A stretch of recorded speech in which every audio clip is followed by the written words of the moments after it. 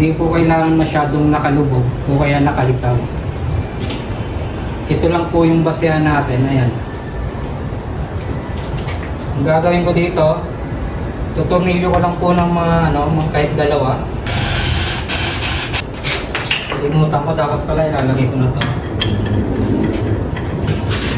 Ilalagay ko muna.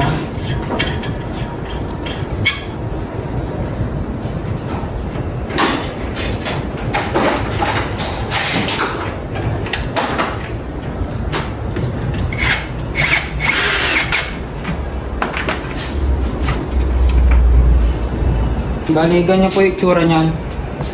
Itong naka-L, ito po yung cold. Tapos itong itong meron naman.